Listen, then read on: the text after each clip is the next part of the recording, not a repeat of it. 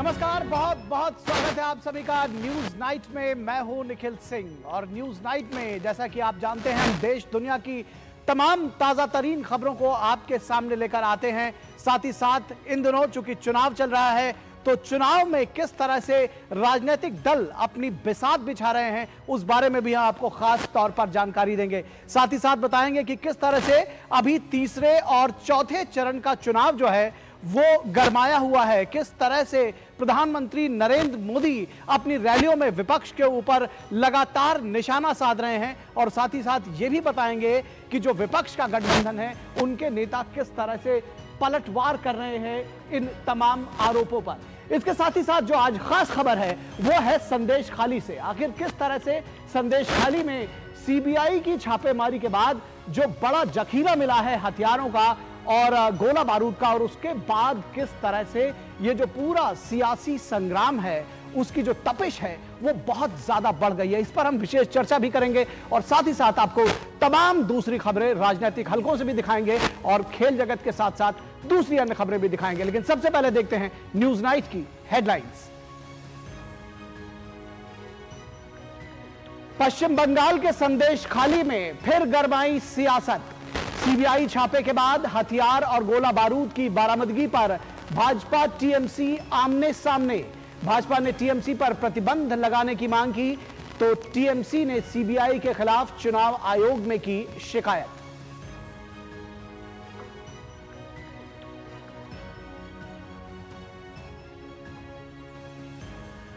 प्रधानमंत्री नरेंद्र मोदी ने महाराष्ट्र के कोल्हापुर और दक्षिणी गोवा में जनसभा को किया संबोधित। कहा कांग्रेस और इंडी गठबंधन कर रहे हैं नफरत की राजनीति। प्रधानमंत्री ने कहा 2 चरण के चुनाव के बाद एनडीए 2-0 से आगे।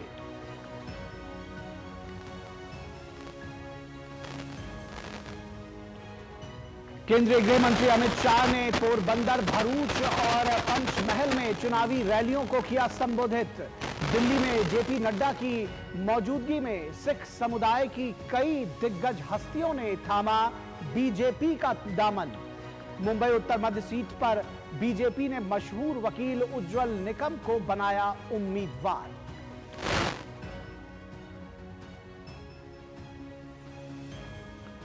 चुनावी रण में विपक्ष ने भी झोंकी पूरी ताकत। कांग्रेस अध्यक्ष मल्लिकार्जुन खड़गे ने असम के बरपेटा और प्रियंका गांधी ने गुजरात के वलसाड और महाराष्ट्र के लातूर में किया चुनाव प्रचार। अखिलेश यादव ने कन्नौज में की चुनावी रैली। आम आदमी पार्टी के लिए सुनीता केजरीवाल ने किया रोड शो।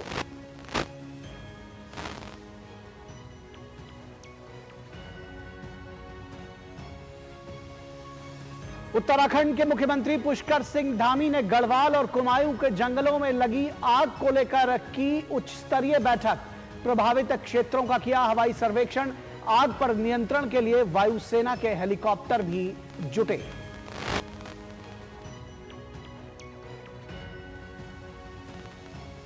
और ईरान में जब्त जहाज से जल्द लौटेंगे 16 भारतीय क्रू मेंबर। ईरान ने जब्त किया था इजराइल से जुड़ा जहाज। जहाज के चालक दल में शामिल थे 17 भारतीय नागरिक। क्रू में शामिल एक महिला को पहले ही किया जा चुका है रिहा।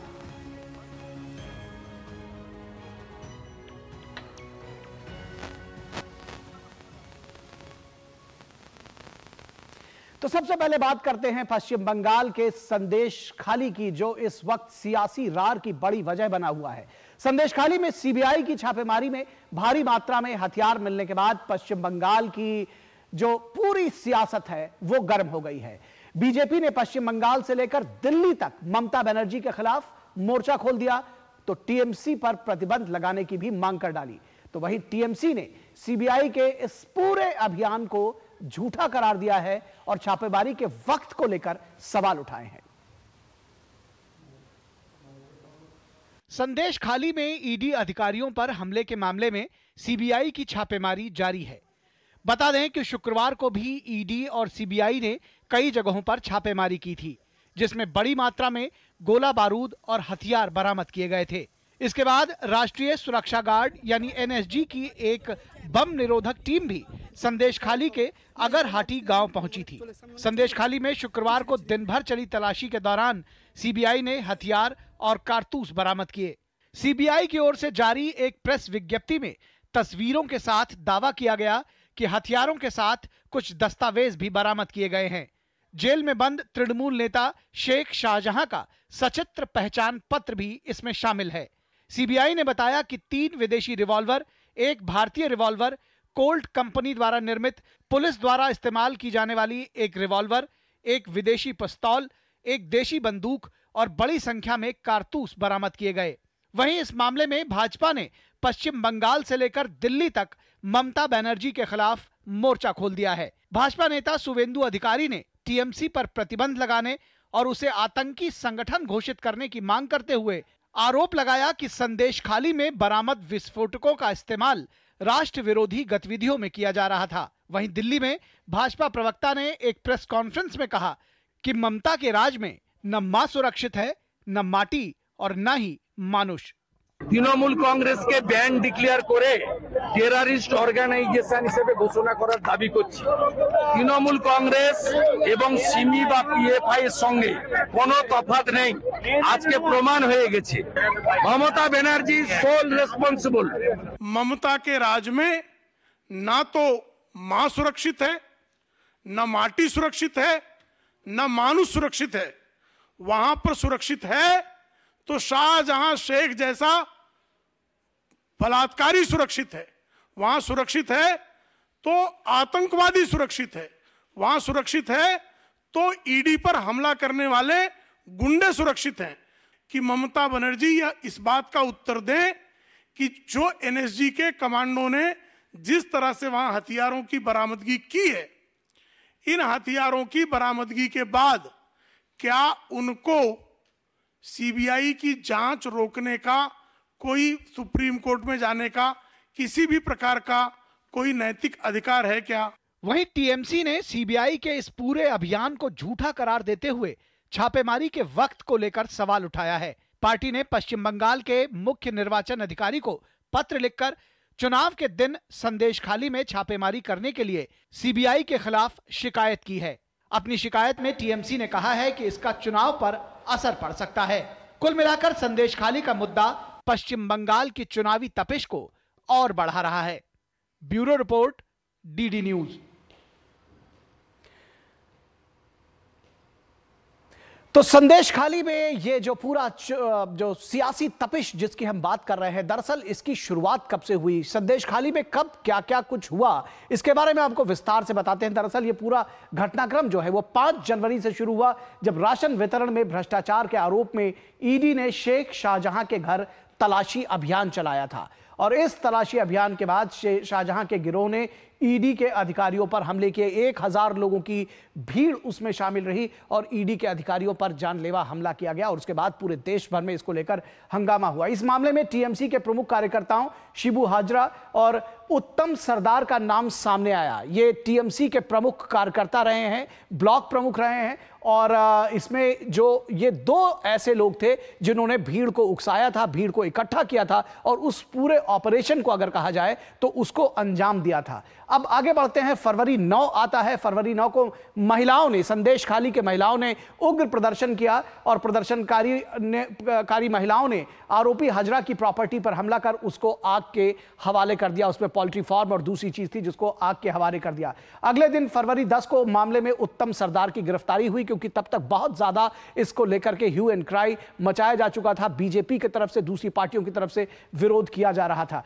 फरवरी 12 को केंद्रीय मंत्री स्मृति ईरानी ने संदेशखाली में हिंदू महिलाओं के रेप का आरोप लगाया और उसके बाद जो महिलाओं की वॉइस थी उसको लेकर के जो तमाम केंद्रीय मंत्री थे और जो दूसरी नेता थे वो सामने आने लगे और बताया गया कि किस तरह से अत्याचार संदेशखाली की महिलाओं के साथ हुई है। महिला पुलिस टीम ने उसके बाद संदेशखाली गांव का दौरा किया। तब तक संदेशखाली का जो पूरा संदेश था वो लगभग दुनिया भर में जाने लगा था। वहां की महिलाओं के खिलाफ जिस तरह से बर्बर अत्याचार हुए थे उसकी बात हुई थी। फरवरी 14 को लोकसभा की विशेषाधिकार समिति का कई अधिकारियों को नोटिस दिया गया और यह कहा गया कि भाई ये किस तरह से पूरा मामला चल रहा है। यह फरवरी 14 की बात है। बंगाल के कई अधिकारियों को नोटिस भेजा गया इस पूरे मामले में और उसके बाद से यह पूरा मामला लगातार सुर्खियों में बना रहा। भाजपा सांसद सुकांता मजूमदार की शिकायत आई कि संदेशखाली गांव में घुसने के दौरान पुलिस ने उन्हें चोटिल किया, तो पुलिस ने उस गांव की लगभग नाकेबंदी कर दी थी, किसी को उसमें जाने नहीं दिया जा रहा था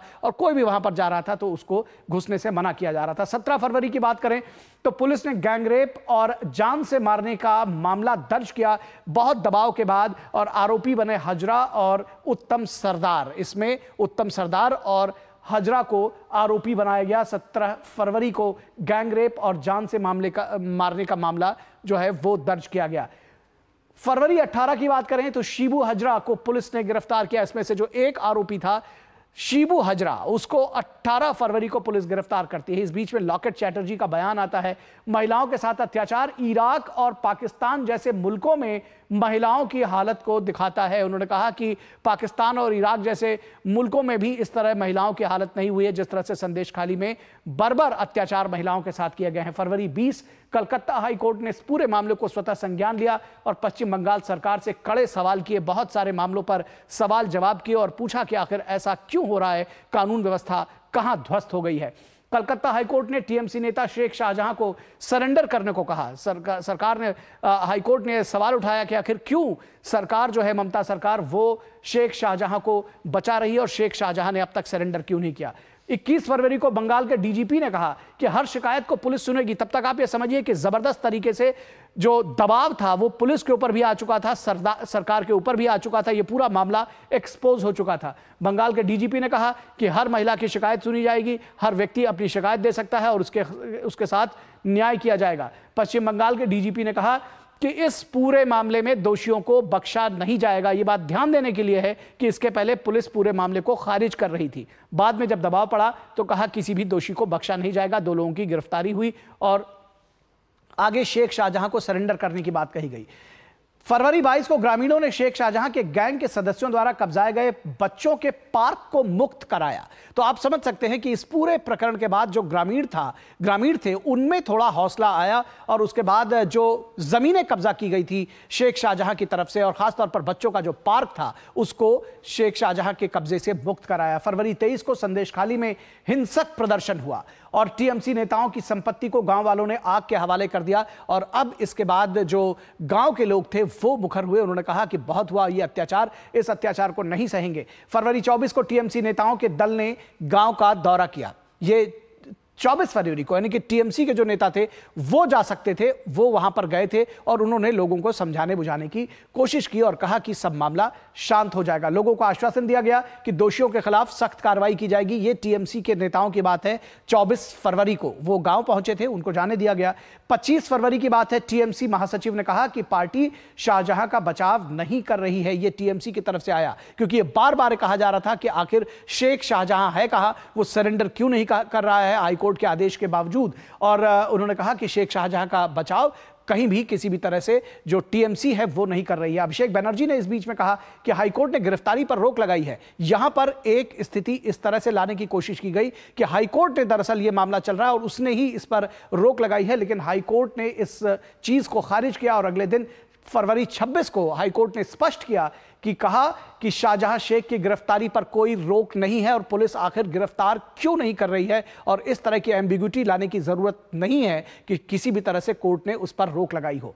फरवरी 27 को राज्यपाल सीवी आनंद बोस ने राज्य सरकार से रिपोर्ट मांगी। कहा यह पूरा जो घटनाक्रम है इसके बारे में राज्य सरकार रिपोर्ट दे। ये सीवी आनंद बोस जो राज्यपाल हैं उन्होंने कहा कि 72 घंटे के भीतर राज्य सरकार इस पूरे मामले की रिपोर्ट सौंपे और बताए कि इस पूरे प्रकरण में अब तक क्या हुआ है और राज्य सरकार की तरफ से अब तक क्या कार्रवाई की गई है। 72 घंटे के अंदर यह रिपोर्ट सौंपने को कहा गया। फरवरी 28 को मुख्यमंत्री ममता बनर्जी ने कहा कि आदिवासी लोगों की संपत्ति कोई नहीं छीन सकता। तब तक ये जो पूरा मामला था इसमें आप समझ सकते हैं कि किस तरह से सियासत भी थी और किस तरह से शेख शाहजहां को बचाने की कोशिश की जा रही थी। साथ ही साथ आदिवासियों की संपत्ति को हड़पे जाने का जो प्रश्न उठाया जा रहा था उस पर ममता बनर्जी का यह बयान आया था। हाईकोर्ट ने शुभेंदु अधिकारी को संदेशखाली गांव जाने की अनुमति दी और कहा कि आखिर क्यों जो दूसरे दल के नेता हैं वो नहीं जा सकते, उनको भी वो जा सकते हैं। और जब हाईकोर्ट पहुंचे थे शुभेंदु अधिकारी तो हाईकोर्ट ने उनको आदेश दिया कि पुलिस को आदेश दिया दरअसल कि उनको इजाजत दी जाए संदेशखाली जाने की।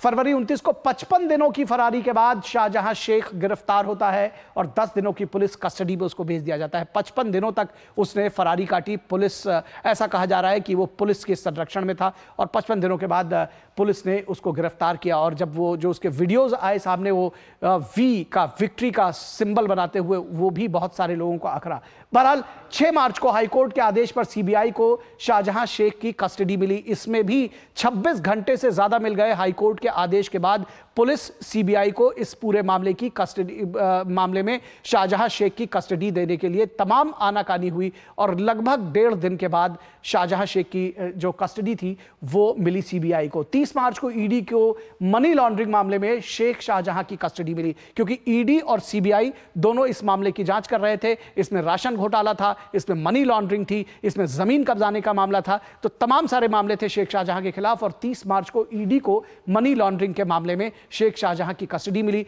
उसने भी इस पूरे मामले में पूछताछ की और 14 दिनों के बाद, यानी कि 14 अप्रैल को पीएमएलए कोर्ट ने शेख शाहजहां को न्यायिक हिरासत में भेज दिया। ईडी के अनुरोध के बाद ईडी ने कहा कि हमारी जो जांच है वो पूरी हो गई है, तो 14 फरवरी को शेख शाहजहां को जो न्यायिक हिरासत है उसमें भेज दिया गया। 26 अप्रैल यानी कि हम कल की बात कर रहे हैं, संदेश खाली में कई ठिकानों पर सीबीआई के छापे, बड़ी मात्रा में हथियार बरामद हुए। ये जो है अभी जो ताजा घटनाक्रम है वो यही है और आज भी वहां पर छापे मारे गए हैं, क्योंकि इस तरह के इनपुट्स मिले थे कि जो शेख शाहजहां के जो सहयोगी हैं उनके पास बहुत बड़ी मात्रा में हथियार और गोला बारूद छिपाया गया है। संदेश खाली हिंसा की सीबीआई जांच के खिलाफ सुप्रीम कोर्ट पहुंची है ममता सरकार। इसमें 29 अप्रैल को सुनवाई होनी है। तो आप समझ सकते हैं कि किस तरह से ये जो पूरा मामला है, ये पूरा अब, और ये किस तरह से पूरा जो मामला है वो आखिर अब एक नई सियासत को भी जन्म दे रहा है, क्योंकि एक तरफ जो कहा जा रहा है आरोपी हैं, जो अपराधी हैं, उनको बचाने की कोशिश भी की जा रही है। तो इसको लेकर के पूरी सियासत गर्म है और इसी विषय पर हम विस्तार से चर्चा करेंगे। ब्रेक के बाद जाएंगे, ब्रेक पर जाएंगे और ब्रेक के बाद जब वापस लौटेंगे तो इस विषय पर अपने खास मेहमानों को जोड़ेंगे और विस्तार से चर्चा करेंगे। कहीं मत जाइएगा, जल्द हाजिर होंगे। जीरा से प्यास बुझाए, डाइजेशन के लिए मस्त, शरीर में नमक पानी का बैलेंस बनाए। सिप सिप जीरा सिप जीरा सिप, इंग्लिश का जल्दी और जीरा सिप जीरा सिप जीरा सिप। मेरे 1 वोट से घर में मुफ्त राशन आया, अब मेरे वोट से और 5 साल तक मिलेगा। ये है मोदी की गारंटी और मेरी गारंटी। कमल का बटन दबाएं, भाजपा को जिताएं। मैं क्या जी, सब जानते हैं, जहां दिखे मारियो, अपना समझ के खा लियो। अच्छी चीजों में समय लगता है, खूबसूरती निखारने में वक्त लगता है। ब्यूटीफुल डिजाइन्स टेक टाइम, लेकिन केवाईसी अपडेट मिनटों में। केवाईसी अपडेट अब आप घर बैठे बैठे भी कर सकते हैं। Registered email, registered mobile number, online banking से, आधार, ओटीपी बेस्ड ई-केवाईसी से या फिर वीडियो केवाईसी से। यहाँ तक कि अकाउंट भी घर बैठे बैठे खोला जा सकता है। आरबीआई कहता है, इन्हीं से सुनिए, जानकार बनिए, सतर्क रहिए। गोल्डी छोले मसाले, जहाँ जाए रिश्ते बनाए, जहाँ जाए रिश्ते बनाए, गोल्डी मसाले। आपकी सुरक्षा है हमारे लिए बहुमूल्य, इसलिए जब भी लें एलपीजी सिलेंडर जरूर कराएं प्री डिलीवरी जांच। आपकी सुरक्षा को और बेहतर सुनिश्चित करने के लिए हर घर में हो रही है रसोई गैस उपकरणों की सुरक्षा जांच। अगर सुरक्षा होस खराब हो तो तुरंत बदलवाएं। आपातकालीन स्थिति में कॉल करें 1906। स्वच्छ ईंधन का वादा, सुरक्षित रसोई का इरादा। मेरे एक वोट से मेरे जैसी करोड़ों गृहिणियां बनी लखपति दीदी। अब मेरे ही वोट से 3 करोड़ और महिलाएं बनेंगी लखपति दीदी। ये है मोदी की गारंटी और मेरी गारंटी। कमल का बटन दबाएं, भाजपा को जिताएं। आज दही बड़ा खाने का मन है। वाह क्या स्वाद। असली स्वाद तो MDH दही बड़ा रायता मसाले से ही आता है।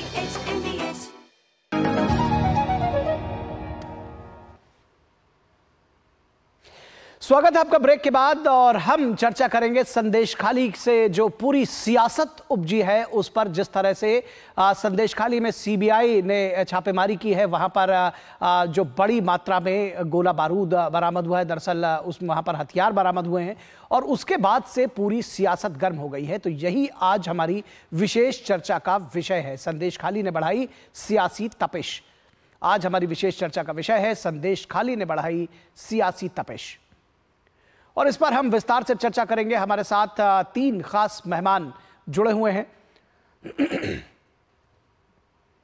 संदेश खाली ने बढ़ाई सियासी तपिश, हमारे साथ 3 खास मेहमान जुड़े हुए हैं। डॉक्टर निखिल प्रसून जो कि बीजेपी के प्रवक्ता हैं। डॉक्टर निखिल, बहुत स्वागत है आपका। उसके साथ ही साथ तौसीफ अहमद खान जो कि राजनीतिक विश्लेषक हैं और विचारों से वो टीएमसी के समर्थक माने जाते हैं, टीएमसी के विचारों से प्रभावित हैं। तो हम टीएमसी का रुख उनसे जानने की कोशिश करेंगे। और प्रकाश चंडालिया जो कि एडिटर है, राष्ट्रीय महानगर के वरिष्ठ पत्रकार हैं, वो भी हमारे साथ जुड़े हुए हैं। प्रकाश चंडालिया जी, आपका भी बहुत स्वागत है। तौसीफ साहब, अगर आपके साथ इस चर्चा की शुरुआत करना चाहें और ये समझना चाहें कि एक आरोपी के खिलाफ अगर कार्रवाई हो रही है, शेख शाहजहां के खिलाफ कार्रवाई हो रही है, जो उसके तमाम जो सहयोगी हैं अगर उनके खिलाफ कार्रवाई हो रही है, हथियार बरामद किए जा रहे हैं, तो इसमें टीएमसी को दिक्कत क्या है? देखिए, एक काम जो पुलिस करे, जो सीबीआई करे और ईमानदारी से करे, अपनी प्रोफेशनल कैपेसिटी में एक अच्छी नीयत से करे, उसकी कोई जो है आलोचना नहीं करेगा। लेकिन एक काम जहां पे संदेह है कि सेंट्रल एजेंसीज का इस्तेमाल किया जा रहा है बीजेपी के प्रोपेगेंडा को फैलाने के लिए, बीजेपी को चुनावी फायदा पहुंचाने के लिए, जिस दिन चुनाव हो रहा है उस दिन आप रेड करवा रहे हैं। आप कहाँ पे रेड करवा रहे हैं? ऐसी घर में जो घर जो है महीनों से बंद पड़ा है ताला चाबी में। आप प्रोटोकॉल नहीं मानते, आपने लोकल पुलिस को इन्फॉर्म नहीं किया, आप रेड करते हैं और आप ये कहते हैं कि भाई यहाँ से हथियार बरामद हुआ। आप बॉम्ब स्क्वाड जो है नेशनल बॉम्ब स्क्वाड को बनाते, जबकि बंगाल की बॉम्ब स्क्वाड यहीं पे अवेलेबल है। तो ममता बनर्जी ने प्रश्न उठाया तो क्या गलत किया? क्या इस देश में फेक इनकाउंटर नहीं होते आए हैं? क्या इस देश में एजेंसीज का दुरुपयोग करके किसी के घर में हथियार रख करके, किसी के पॉकेट में कोई सामान रख करके उसे फंसाया नहीं जाता? बिल्कुल फंसाया जाता है। तो ये जो प्रश्न चिन्ह खड़ा किए बंगाल की चीफ मिनिस्टर ने, उसका उत्तर बीजेपी को देना है, उसका उत्तर सेंट्रल एजेंसीज को देना है। और ये साबित कर ही नहीं पाएंगे कि ये हथियार जो है खुद लेकर के नहीं गए। ये कैसे साबित करेंगे? आप तो आपने तो लोकल पुलिस को आपने लिया नहीं, आप तो उस घर में कोई रहता है ही नहीं, आप कैसे साबित करेंगे? और जमाने भर में, हर जमाने में इस तरह के सवाल एजेंसीज के कारनामों पे कि क्या एजेंसी ने अपने रूल्स को फॉलो किया या फॉलो नहीं किया, ऐसे लेकर के केसेस भरे पड़े हैं देश की अदालत। आप 1000 केसेस ढूंढेंगे, आपको लाखों केसेस मिलेंगे जहां पे इस तरीके से एजेंसीज जो है या पुलिस है, चाहे सीबीआई, कोई भी जो है रूल्स का उल्लंघन करते हुए कोई काम अगर करती है तो उस पे संदेह खड़ा हो जाता है। और ये सीधा सीधा चुनाव के वक्त इस तरह की हरकत करना, ये एक बीजेपी को फायदा पहुंचाना, इससे डायरेक्ट तरीके से कि इलेक्शन हो रहे हैं उस वक्त में टीवी में दिखाया जाएगा, उससे एक नैरेटिव बनाया जाएगा। ये एक आम जनता बहुत अच्छे से समझती है और इसलिए आम जनता ये सवाल पूछती है।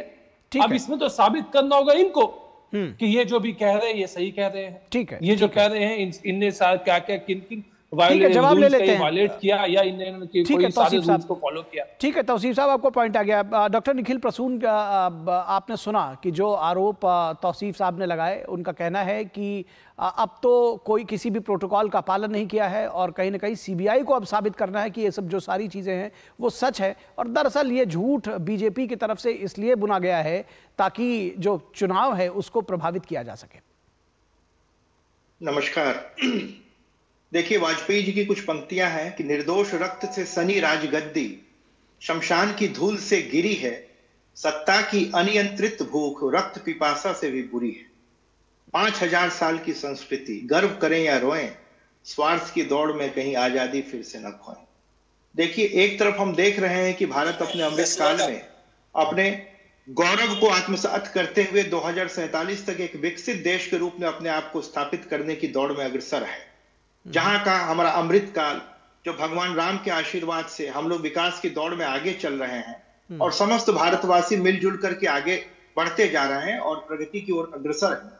वही मेरा सर शर्म से झुक जाता है कि पश्चिम बंगाल की जो सरकार है वो पूरी तरह राष्ट्रीय जो मुख्य धारा है उससे अपने आप को अलग करके एक अनर्गल प्रलाप करते हुए पिछले कई वर्षों से यहाँ के लोगों के साथ जिस तरह से धोखा कर रही है और जिस तरह से निर्लज्जता का परिचय दिए जा रही है, वो अपने आप में मुझे लगता है निखिल इस मामले की बात करें थोड़ा, इस मामले की बात करें। कलंक है। देखिए मैं ठीक है, प्रत्येक दिन में 10 बार ऐसी बातें होती है हाईकोर्ट में जहां की हाईकोर्ट इनके खिलाफ नकारात्मक टिप्पणियां करती है।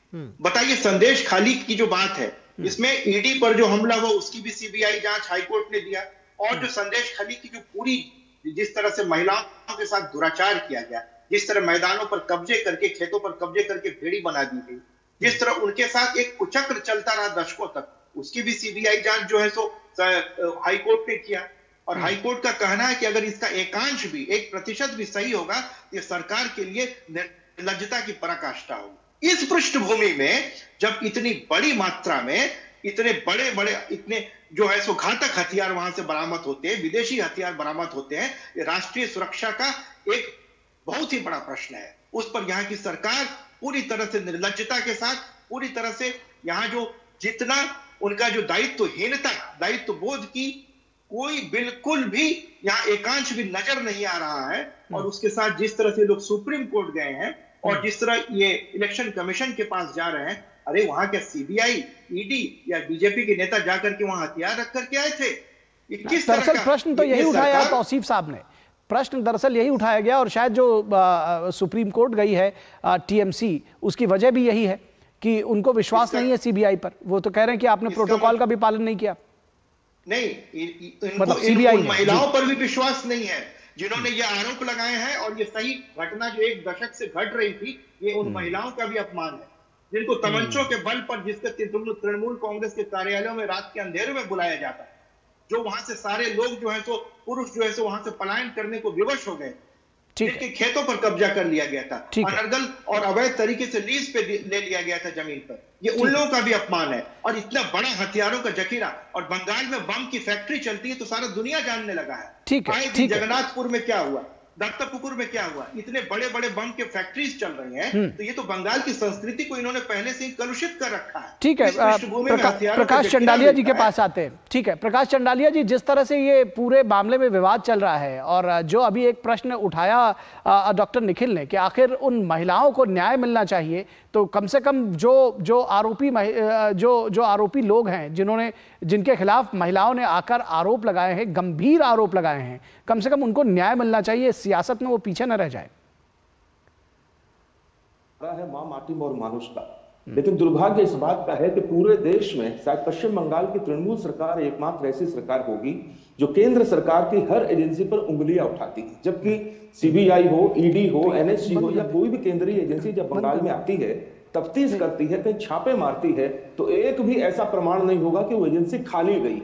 कहीं से 55 करोड़ रुपए मिलते हैं, कहीं से लाखों रुपए मिलते हैं, कहीं से और कुछ मिलता है। और इस बार जब एनएसजी के कमांडो ने रोबोट के साथ में जाकर के वहां पे तफ्तीश की और हथियारों का जखीरा मिला, तो मुझे ये बताया जाए कि सरकार का काम क्या होता है। जब आप सरकार में आते हैं, शपथ लेते हैं, तो उस वक्त आप अक्षुण्ण राष्ट्र की सुरक्षा के लिए, राज्य की सुरक्षा की सौगंध खाते हैं। और जब यहाँ पर केंद्रीय एजेंसियों ने, चाहे राज्य की एजेंसियों ने, अगर यहाँ पर इतनी भारी संख्या में चुनाव के दौर में अगर हथियारों की बरामदगी की है, और उनमें भी वो हथियार जो जर्मनी में बने हुए हैं, सैकड़ों की संख्या में कारतूस हैं, और ये भी पता चलता है कि उसके साथ में रशीद किसके नाम की है। आज पता चला है कि जो हथियार खरीदे गए हैं उनमें कारतूसों की रशीद शाहजहां के नाम की है। इस पर आप क्या कहेंगे, बताइए तृणमूल के प्रवक्ता।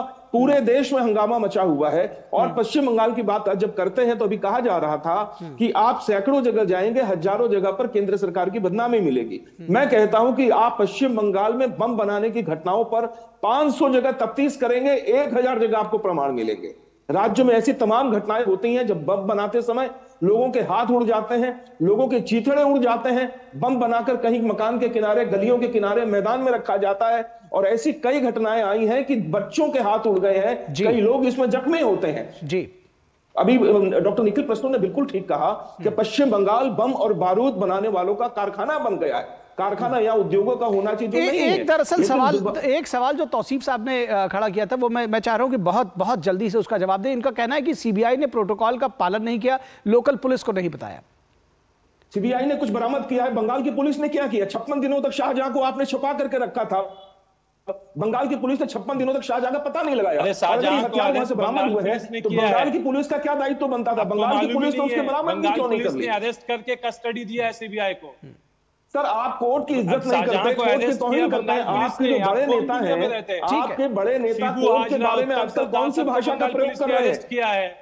सर, ये कौन सा फ्रस्ट्रेशन निकल रहा है आपका? लेकिन कोर्ट के बारे में, वकीलों के बारे में जो भाषा का प्रयोग आप कर रहे हैं, 10 दिन तक, कई दिनों तक, वो 2 महीने तक घूमता रहा। जी, ठीक है, 56 दिनों तक पूरा। चलिए, ठीक है। लेकिन कुल मिलाकर दरअसल बात यह है कि जो संदेशखाली में पीड़ित महिलाएं हैं, उनको न्याय मिलने के लिए निश्चित तौर पर कार्रवाई की जानी चाहिए। और अगर कोई चुनाव चल रहा है, उस दौरान अगर आरोपियों को पकड़ने के लिए कार्रवाई की जाती है, तो उस पर किस तरह से प्रश्न चिन्ह लगाया जाएगा ये मैं नहीं कह सकता, लेकिन आप लोगों के बीच में जरूर वाद विवाद हो सकता है। लेकिन ये इस पर शायद सभी लोग एक मत होना चाहिए कि जो संदेशखाली की महिलाएं हैं, उनको न्याय जरूर मिलना चाहिए। फिलहाल बहुत शुक्रिया डॉक्टर निखिल प्रसून आपका, तौसीफ अहमद खान आपका, और प्रकाश चंडालिया जी आपका हमारे साथ जुड़ने के लिए।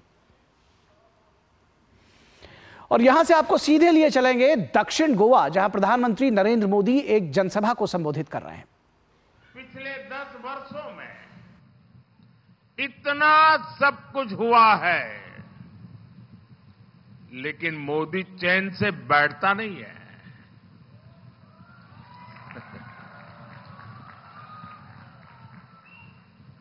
लोग परेशान हो जाते हैं, मोदी जी इतना दौड़ते क्यों हो? मोदी मौज करने के लिए पैदा नहीं हुआ है। मोदी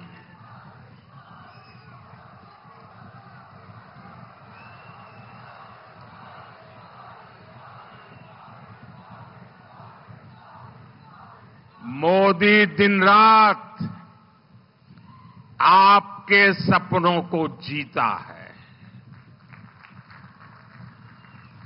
आपके सपने ही मोदी के संकल्प है, और इसलिए मेरा पल पल आपके नाम, मेरा पल पल देश के नाम, 24/7 फॉर 2047।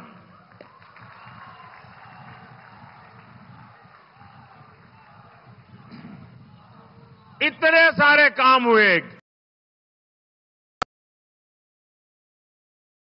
कोई भी क्षेत्र उठा लीजिए, मैंने कुछ न कुछ अच्छा करने की कोशिश की होगी।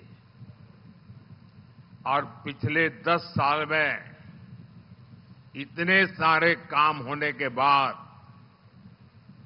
फिर भी मोदी दौड़ता है, क्योंकि ये जो 10 साल में मैंने किया है ना, इतना सारा किया है, फिर भी मेरे हिसाब से तो ये ट्रेलर है, ट्रेलर। अभी तो मुझे बहुत कुछ करना है, गोवा को, देश को बहुत आगे लेकर जाना है। और आप मोदी की गारंटी नोट करके रखिए, आने वाले साल में गरीबों के 3 करोड़ नए पक्के घर बनेंगे। और मेरी आपको एक रिक्वेस्ट है, मेरा एक काम करोगे? ऐसे नहीं, ऐसे जरा तेज गति से बताओ। मेरा एक काम करोगे? देखिए, चुनाव अभियान में आप घर घर जाते होंगे, मोहल्ले में जाते होंगे, गांव में जाते होंगे, कहीं पर भी अगर कोई ऐसा परिवार ध्यान में आए कि जिसको अभी पक्का घर नहीं मिला है, हो सकता है गांव में 5 लोगों को मिल गया होगा, लेकिन एक आध छूट गया होगा। आप उनका नाम पता लिख लीजिए, मुझे भेज दीजिए। 4 जून के बाद, नई सरकार बनने के बाद मेरी तरफ से उनको कह देना, तीसरी बारी में उनका पक्का घर पक्का हो जाएगा। तो बता दोगे? और ये मोदी की गारंटी है, उनको पक्का घर मिलेगा। और आप भी उसी विश्वास से उनको कह देना कि आपका पक्का घर पक्का। क्यों? मेरे लिए तो आप सभी मोदी है।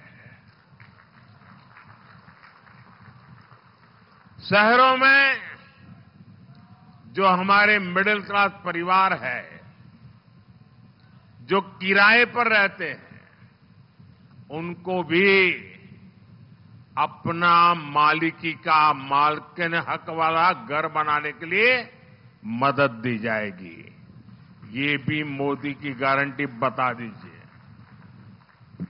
अभी तक हमने घर घर सस्ते सिलेंडर का उज्ज्वला कनेक्शन पहुंचाया है।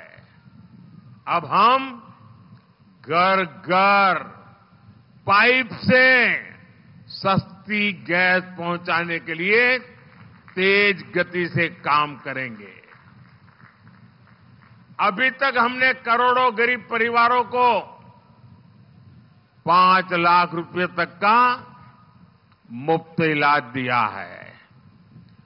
अब हम गोवा के हर परिवार में जो बुजुर्ग है, सीनियर सिटीजन है, जो 70 साल की ऊपर के हैं, और हम जानते हैं आज हमारे परिवारों में आजकल माता पिता, दादा दादी, नाना नानी, बुजुर्ग, कोई न कोई तो बीमारी हो ही जाती है।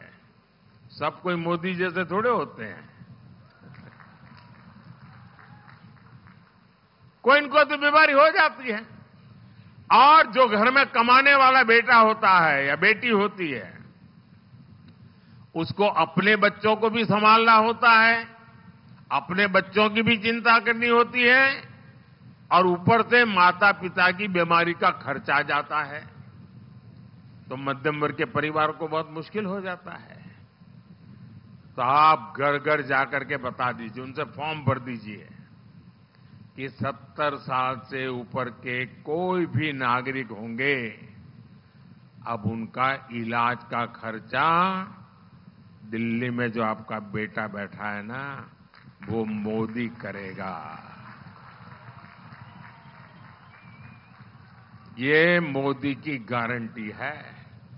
तो आप जाकर के फॉर्म भरवा देंगे सबका, हर एक का फॉर्म भरवा देंगे जो 70 साल से ऊपर के।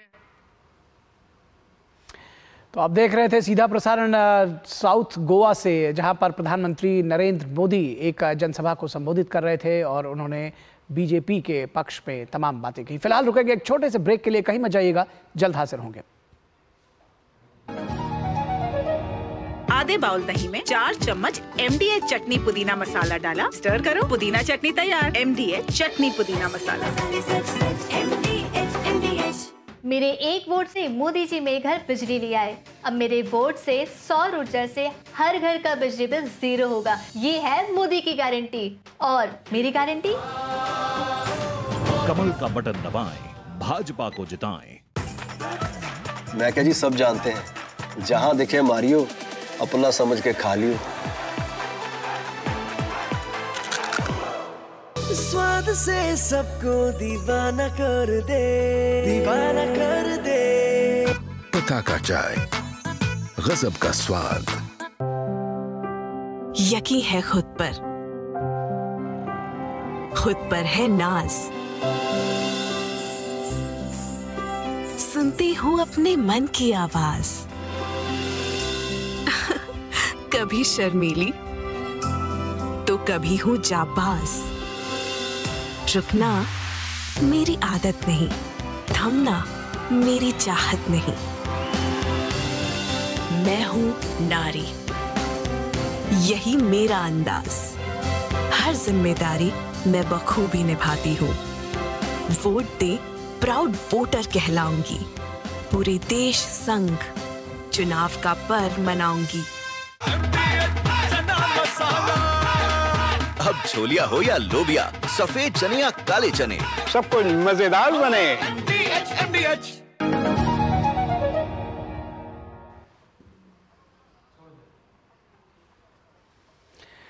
तो निश्चित तौर पर ये ब्रेक के बाद आपका स्वागत है और हम आपको दिखाएंगे कि किस तरह से जो चुनाव का प्रचार है वो ज़बरदस्त तरीके से चल रहा है। दोनों पक्ष, चाहे वो एनडीए हो और चाहे विपक्षी गठबंधन हो, वो लगातार प्रचार के जो रण में वो उतरे हुए हैं। और लोकसभा चुनाव के बाकी के जो चरण बचे हुए हैं, 5 चरण, उसके मद्देनज़र सभी राजनीतिक दल पूरी ताकत से अपनी जो एनर्जी है पूरी वो लगा रहे हैं चुनाव के प्रचार में। और सबसे पहले आपको दिखाते हैं कि एनडीए गठबंधन की तरफ से जो चुनाव प्रचार हो रहा है वो किस तरह से आगे बढ़ रहा है। चुनाव प्रचार में भाजपा सहित एनडीए के दिग्गज नेता पूरी ताकत झोंक रहे हैं। इसी कड़ी में केंद्रीय गृह मंत्री और भाजपा के वरिष्ठ नेता अमित शाह ने गुजरात के वडोदरा में रोड शो किया। साथ ही पोरबंदर, भरूच और पंचमहल में चुनावी जनसभाओं को भी उन्होंने संबोधित किया। अमित शाह ने कांग्रेस पर निशाना साधते हुए मोदी सरकार की उपलब्धियां गिनाई और कहा कि प्रधानमंत्री नरेंद्र मोदी ने देश से आतंकवाद और नक्सलवाद की समस्या का खात्मा कर दिया है। લગભગ 14 કરોડ લોકોના ઘરોમાં નળથી જલ પહોંચાડવાનું કામ, પાણી પહોંચાડવાનું કામ આપણા ગુજરાતના પનોતા પુત્ર નરેન્દ્ર મોદીએ કર્યું। 12 કરોડ ઘરોમાં આઝાદી પછી પહેલી વાર ટોયલેટ બનાવવાનું કામ નરેન્દ્રભાઈ કર્યું। 3 કરોડ ગરીબોને ઘર બનાવી આપવાનું કામ નરેન્દ્રભાઈ। 4 કરોડ ગરીબોના ઘરમાં પહેલી વાર વીજળી પહોંચાડવાનું કામ નરેન્દ્રભાઈએ કર્યું। 80 કરોડ લોકોને દર મહિને દર વ્યક્તિ દીઠ 5 કિલો અનાજ મફત આપવાનું કામ આપણા નરેન્દ્રભાઈ। चुनावी सरगर्मियों के बीच भाजपा मुख्यालय में हुए कार्यक्रम के दौरान दिल्ली गुरुद्वारा प्रबंधन कमेटी के कई सदस्यों और सिख समुदाय के कई प्रमुख लोगों ने भाजपा का दामन थाम लिया। इस मौके पर बीजेपी अध्यक्ष जेपी नड्डा ने कहा कि सिख समुदाय के लिए अगर किसी ने सही मायने में काम किया है तो प्रधानमंत्री नरेंद्र मोदी ने किया है। हम सब लोग दिल्ली में बैठे हैं। मैं भी दिल्ली में था उस समय जब सन 84 में मैंने वो घटना देखी है, किस तरीके से मानवता का गला घोटा जा रहा था और किस तरीके से इंसानियत का गला घोटा जा रहा था। और 1984 के रायट्स पर प्रधानमंत्री जी ने एसआईटी बैठाई और ये प्रधानमंत्री जी के काल में हुआ कि सन 84 के दोषी आज जेल में हैं। यह भी काम किया तो प्रधानमंत्री मोदी जी ने किया। करतारपुर कॉरिडोर आपके सामने है। देश 1947 में विभाजित हुआ था और यह हमारा गुरुद्वारा जिसमें हम सब लोगों की आस्था है, जिससे हम सब लोग जुड़े हैं, वहां शीश टेकना भी मुश्किल हो गया था और थोड़ा वक्फा नहीं गुजरा, 70 साल गुजर गए, कोई इस मसले को हल नहीं कर सका। लेकिन प्रधानमंत्री जी ने करतारपुर कॉरिडोर बना करके आज हम वहां जाकर के मत्था टेक सकते हैं, शीश टेक सकते हैं। ये काम किया तो प्रधानमंत्री नरेंद्र मोदी जी ने। मध्य प्रदेश के पूर्व मुख्यमंत्री शिवराज सिंह चौहान ने देवास के खातेगांव में चुनाव प्रचार किया तो ओडिशा के अंगुल में केंद्रीय मंत्री और संबलपुर से भाजपा उम्मीदवार धर्मेंद्र प्रधान ने सतकोसिया में पदयात्रा निकाली। भाजपा नेता और केंद्रीय मंत्री अनुराग ठाकुर ने हिमाचल प्रदेश के हमीरपुर में चुनावी सभा को संबोधित करते हुए कांग्रेस पर जमकर हमला बोला।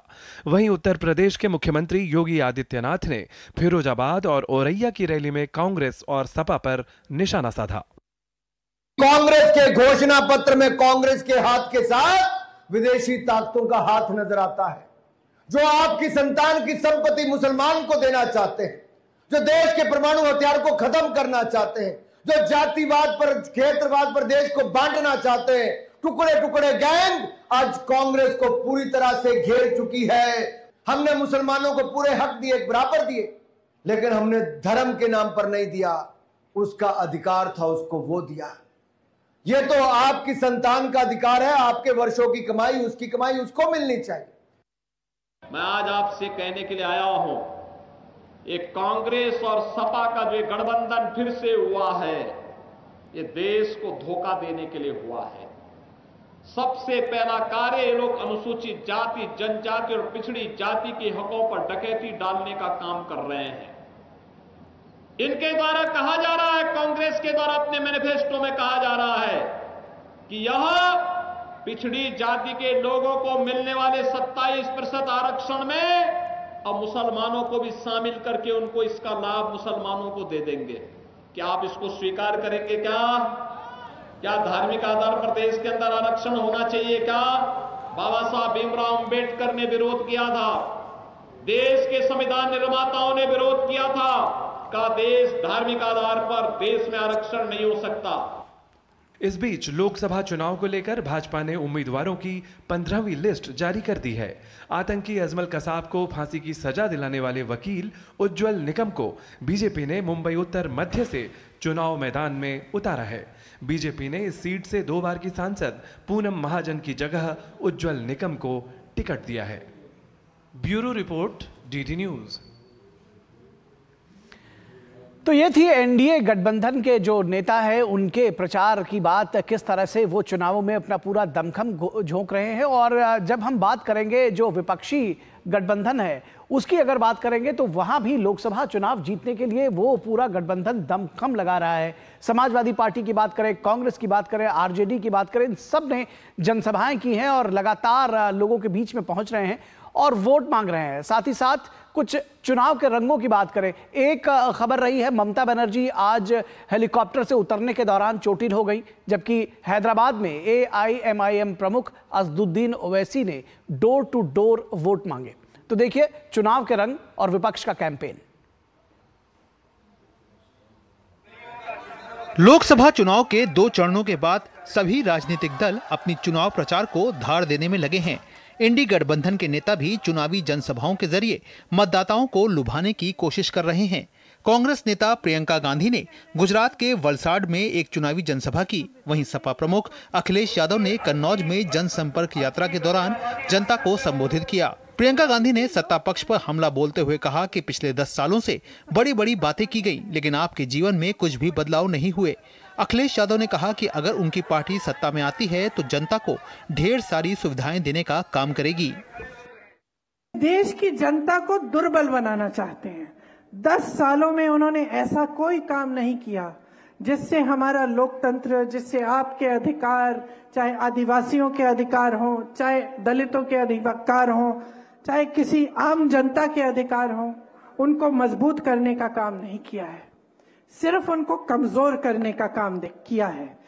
हमने अपने घोषणा पत्र में लिखा है जो गरीब को राशन दे रहे हैं उसका अच्छा राशन करना चाहिए, राशन और अच्छा हो और पौष्टिक आटा मिले और हमारे नौजवानों को और सभी लोगों को आटा के साथ साथ मोबाइल का जो बिल देना पड़ता है डेटा फ्री होना चाहिए, डाटा फ्री।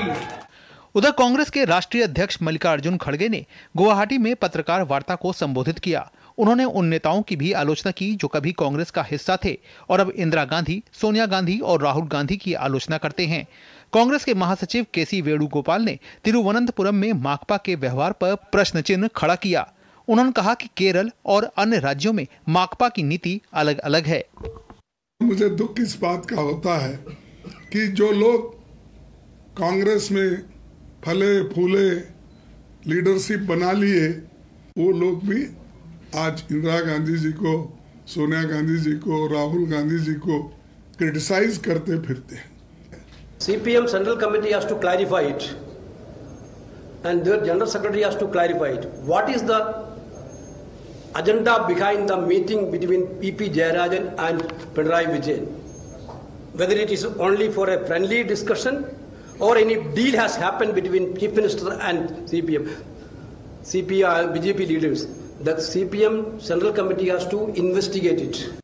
वहीं कांग्रेस के पूर्व सांसद संजय निरुपम ने महाराष्ट्र में मुसलमानों को राजनीतिक हिस्सेदारी नहीं देने पर आड़े हाथों लिया। उन्होंने सोशल मीडिया प्लेटफॉर्म एक्स पर लिखा कि महाराष्ट्र का 1.5 करोड़ मुस्लिम समाज सिर्फ और सिर्फ कांग्रेस को वोट देता है, लेकिन पूरा समाज इस समय कांग्रेस से बहुत नाराज है, क्योंकि इतनी वफादारी के बावजूद कांग्रेस ने इस लोकसभा चुनाव में एक भी मुस्लिम उम्मीदवार नहीं दिया है। ऐसा पहली बार हुआ है। चर्चा ये है कि कांग्रेस के मुस्लिम वोटों पर आग गड़ाए बैठी उबाठा शिवसेना ने नेताजी की टिकट कटवा दी। मैंने कहा था ना कि महाराष्ट्र में कांग्रेस उबाठा के सामने साष्टांग दंडवत की मुद्रा में है। आगे जाकर पार्टी की महाराष्ट्र इकाई का विलय उबाठा में हो जाए तो चौंकिएगा मत। बहरहाल मुस्लिम कांग्रेस के खिलाफ विद्रोह के मूड में हैं। आरजेडी नेता तेजस्वी यादव ने बिहार के खगड़िया में एक रैली को संबोधित किया। उन्होंने कहा कि इंडी गठबंधन चुनाव के बाद सरकार बनाने जा रहा है। वहीं आप नेता स्वाति मालीवाल ने लोकसभा उम्मीदवार महाबल मिश्रा के समर्थन में पश्चिमी दिल्ली लोकसभा क्षेत्र में चुनाव प्रचार किया। आज हम पूछने आए हैं परबत्ता की जनता से, आपको मोदी जी ने परबत्ता के लिए क्या किया, आपके गांव के लिए क्या किया, आपके पंचायत के लिए क्या किया और आपके जीवन में क्या सुधार आया? कोई सुधार नहीं आया, कुछ नहीं, बल्कि गरीबी और बढ़ गई, महंगाई और बढ़ गई, बेरोजगारी और बढ़ गई, पलायन और बढ़ गया। पश्चिम बंगाल की मुख्यमंत्री ममता बनर्जी दुर्गापुर में हेलीकॉप्टर में चढ़ने के दौरान गिर गईं और चोटिल हो गईं। उन्हें मामूली चोट आई है। तेलंगाना की बात करें तो AIMIM प्रमुख और हैदराबाद लोकसभा सीट के उम्मीदवार असदुद्दीन ओवैसी ने डोर टू डोर चुनाव प्रचार अभियान की शुरुआत की। Bureau report, DD news. और यहाँ रुकेंगे एक छोटे से ब्रेक के लिए, कहीं मत जाइएगा, जल्द हाजिर होंगे।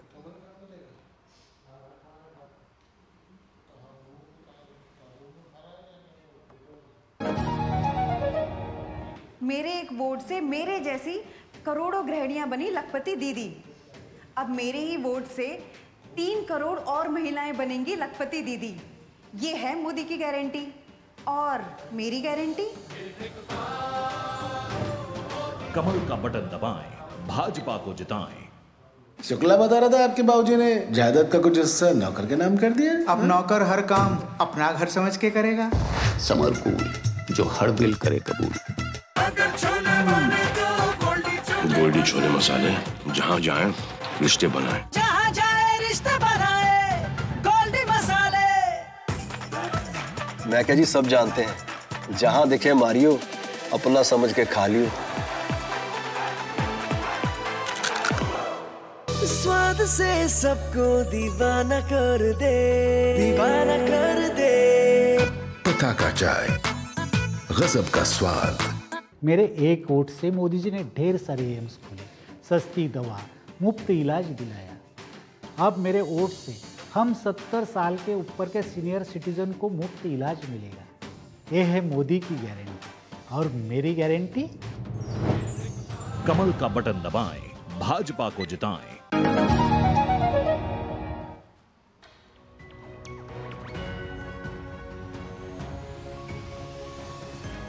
स्वागत है आपका ब्रेक के बाद। और खबर दिल्ली से। दिल्ली हाई कोर्ट ने दिल्ली सरकार और MCD को स्कूलों में पाठ्य पुस्तकें उपलब्ध न करा पाने को लेकर कड़ी फटकार लगाई है। शिक्षकों ने भी दिल्ली सरकार पर कई तरह के आरोप लगाए हैं। इसके साथ ही बीजेपी ने भी केजरीवाल सरकार पर निशाना साधा है। दिल्ली हाईकोर्ट ने दिल्ली सरकार और MCD को 2 लाख से भी अधिक विद्यार्थियों को पाठ्य पुस्तकें उपलब्ध न करा पाने को लेकर कड़ी फटकार लगाई है। कोर्ट ने कहा कि दिल्ली सरकार की दिलचस्पी सिर्फ सत्ता में बने रहने की है और गिरफ्तारी के बावजूद इस्तीफा न देकर अरविंद केजरीवाल ने राष्ट्रीय हित के ऊपर निजी हित को प्राथमिकता दी है। कार्यवाहक मुख्य न्यायाधीश मनमोहन और जस्टिस मनमीत प्रीतम सिंह अरोड़ा ने एक जनहित याचिका पर सुनवाई करते हुए ये तीखी टिप्पणी की। याचिका में आरोप लगाया गया है कि नगर निगम की आपसी खींचतान के कारण MCD स्कूलों में पढ़ने वाले स्टूडेंट्स को पाठ्य पुस्तकें नहीं मिल पाई हैं और वो टिन शेड में पढ़ाई करने को मजबूर हैं। दिल्ली हाईकोर्ट ने दिल्ली सरकार के शहरी विकास मंत्री सौरभ भारद्वाज पर भी तीखी टिप्पणी की और कहा कि उन्होंने हालात को लेकर आंखें मूंद रखी हैं और घड़ियाली आंसू बहा रहे हैं। 8 लाख बच्चे MCD में पढ़ते हैं और अभी ये 2024-25 का सेशन शुरू हो गया है और लॉ में राइट टू एजुकेशन एक्ट के अंदर उनका इंटाइटलमेंट है कि उनको जो है टेक्स्ट बुक्स मिले, उनको नोटबुक्स मिले, उनको राइटिंग मटेरियल मिले, उनको यूनिफॉर्म मिले। 8 लाख बच्चों में से एक बच्चे को भी अभी तक, आज 27 तारीख हो गई है, कुछ नहीं मिला है। सिमिलरली ऐसे ही 10 लाख बच्चे जो हैं दिल्ली सरकार के अंदर हैं, जो क्लास 1 से क्लास 8 तक हैं, राइट टू एजुकेशन एक्ट में आते हैं। उनको नोटबुक वगैरह तो मिली है अभी, वो भी हाईकोर्ट की फटकार के बाद, लेकिन किसी बच्चे को 10 लाख में से किताब अभी भी नहीं मिली है। भाजपा के नेता ने दिल्ली सरकार को आड़े हाथों लेते हुए कहा कि दिल्ली की सरकार वर्ल्ड क्लास स्कूल का सपना दिखाकर स्कूली बच्चों के भविष्य के साथ खिलवाड़ कर रही है। उन्होंने कहा कि अरविंद केजरीवाल को हाईकोर्ट की टिप्पणी के बाद नैतिक रूप से इस्तीफा दे देना चाहिए। क्या यही वर्ल्ड क्लास एजुकेशन मॉडल है अरविंद केजरीवाल जी की सरकार का? दूसरा, आज तो हाईकोर्ट भी सवाल पूछ रहा है कि आप कितने दिनों तक जेल के भीतर रहते हुए दिल्ली की सरकार चलाना चाहते हैं। यह कोई भारतीय जनता पार्टी का, किसी राजनीतिक विरोधी का सवाल नहीं है। आज सवाल स्वयं हाईकोर्ट पूछ रहा है कि क्या आप राष्ट्रहित के ऊपर अपने व्यक्तिगत हित को रखना चाह रहे हैं? और ऐसी क्या मजबूरी है अरविंद केजरीवाल जी? आपके पास तो कई सारे एमएलए हैं, क्या आपको किसी भी एमएलए पर भरोसा नहीं है? क्या अगर सत्ता सौंपनी है तो केवल किसी परिवार के सदस्य को ही सौंपनी है क्या? ना अरविंद केजरीवाल को शर्म है, ना पूरी आम आदमी पार्टी को। हाईकोर्ट के तमाचा, सुप्रीम कोर्ट का तमाचा जो लगातार उनके गालों पर पड़ रहा है, फिर भी बेशर्मी की, बेहया की इतनी इंतहा हो गई है कि इन्हें तनिक लाज नहीं है। ना तो इस्तीफा दे रहे हैं, ना काम कर रहे हैं, ना काम करने दे रहे हैं। दिल्ली नगर निगम और दिल्ली सरकार के स्कूलों में पढ़ने वाले बच्चों को नए शैक्षणिक सत्र में किताबें नहीं मिली हैं। इसे लेकर शिक्षक नेता भी चिंतित नजर आ रहे हैं। उनका कहना है कि दिल्ली सरकार के स्कूलों में पुस्तकों की समस्या रहती है। यदि सत्र शुरू होने से पहले ही पुस्तकें बच्चों को मिल जाएं, तो विद्यार्थियों के लिए अच्छा होगा। किताबों की समस्या हमारे यहाँ रहती है।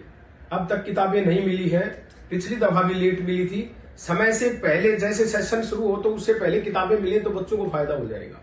ये किताबों को लेकर समस्या है। इसके साथ साथ स्टेशनरीज की जहां तक बात है, इस साल भी पिछले साल भी स्टेशनरी हमें किताब, कॉपी और पेन वगैरह मिल रहे हैं, जबकि उससे पहले डायरेक्ट बच्चे के खाते में पैसे जाते थे। वो अच्छी चीज थी, तो उसी तरह किया जाए तो और बेहतर रहेगा, बच्चा खुद अपनी चीज खरीद लेगा।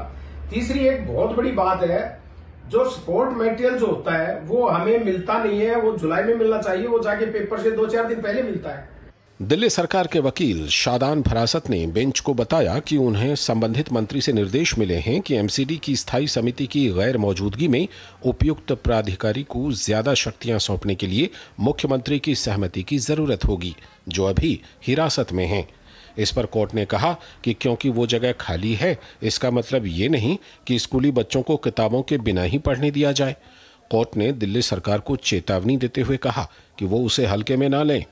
कोर्ट ने कहा कि इस मामले में दिल्ली सरकार के रुख से साफ हो रहा है कि दिल्ली में चीजें बहुत खराब हैं। एमसीडी के तहत लगभग हर प्रमुख पहलू ठप पड़ा हुआ है। Bureau report, DD news. तो न्यूज नाइट में खबरें अभी और भी हैं, आप कहीं मत जाइएगा। हम जल्द हाजिर होंगे एक छोटे से ब्रेक के बाद। मेरे एक वोट से मोदी जी ने ढेर सारे एम्स खोले, सस्ती दवा, मुफ्त इलाज दिलाया। अब मेरे वोट से हम 70 साल के ऊपर के सीनियर सिटीजन को मुफ्त इलाज मिलेगा। ये है मोदी की गारंटी। और मेरी गारंटी, कमल का बटन दबाएं, भाजपा को जिताएं। गोल्डी छोले मसाले, जहाँ जाए रिश्ते बनाए, जहाँ जाए रिश्ते बनाए, गोल्डी मसाले। स्वागत है आपका ब्रेक के बाद। तो न्यूज नाइट के आज के इस अंक में बस इतना ही, लेकिन आपको जाते जाते छोड़े जाएंगे देश की कुछ और महत्वपूर्ण खबरों के साथ, जिन्हें देखिए आप फटाफट अंदाज में। और हमें दीजिए इजाजत। नमस्कार। भारतीय जनता पार्टी ने आगामी ओडिशा विधानसभा चुनाव के लिए 8 उम्मीदवारों की चौथी सूची जारी की। भाजपा ने तेलकोई से डॉक्टर फकीर मोहन नाइक, चंपुआ से मुरली मनोहर शर्मा, बस्ता से रविंद्र एंडिया और वासुदेवपुर से बनी कल्याण मोहंती को उतारा है। मध्य प्रदेश के मुख्यमंत्री मोहन यादव ने गुना में एक जनसभा को संबोधित किया। उन्होंने कहा कि कोरोना के दौरान टीकाकरण से लाखों लोगों की जान बचाई गई। अखिलेश यादव और राहुल गांधी को आड़े हाथ लेते हुए उन्होंने कहा कि जब टीके लग रहे थे तो अखिलेश यादव और राहुल गांधी कह रहे थे ये मोदी टीका है, लेकिन जब लोगों की जान बची तो चुपचाप जाकर कहा मुझे भी लगा दो। दिल्ली के मुख्यमंत्री अरविंद केजरीवाल की पत्नी सुनीता केजरीवाल पहली बार चुनावी प्रचार में उतरी हैं। उन्होंने पूर्वी दिल्ली से आम आदमी पार्टी के उम्मीदवार कुलदीप कुमार के समर्थन में कोंडली इलाके में रोड शो किया। दिल्ली की राउज एवेन्यू कोर्ट ने आप विधायक अमानतुल्लाह खान को 15,000 के निजी मुचलके पर जमानत दी। प्रवर्तन निदेशालय के समन की अवहेलना के मामले में अमानतुल्लाह खान को जमानत मिली है। मणिपुर के नारायण सेना गांव में सीआरपीएफ के कैंप पर हुए हमले में शहीद जवान को इम्फाल में श्रद्धांजलि दी गई। शुक्रवार रात बिष्णुपुर जिले के नारायण सेना गांव में हथियारबंद कुकी समूहों ने सीआरपीएफ के कैंप पर हमला किया, जिसमें 2 जवानों की मौत हो गई। पूर्व सांसद धनंजय सिंह को इलाहाबाद कोर्ट से बड़ी राहत मिली है। कोर्ट से उन्हें जमानत मिल गई है। हालांकि उनके चुनाव लड़ने पर कोर्ट ने रोक लगा दी है। चारधाम यात्रा को लेकर देश दुनिया के श्रद्धालुओं में काफी उत्साह दिखाई दे रहा है। इसकी तस्दीक पंजीकरण के आंकड़े कर रहे हैं। 10 मई 2024 को श्री केदारनाथ, गंगोत्री और यमुनोत्री धाम के कपाट खुलेंगे, जबकि 12 मई 2024 को श्री बद्रीनाथ धाम के कपाट खुलेंगे। अभी तक चारधाम यात्रा के लिए 15 लाख से अधिक श्रद्धालु ऑनलाइन रजिस्ट्रेशन करा चुके हैं।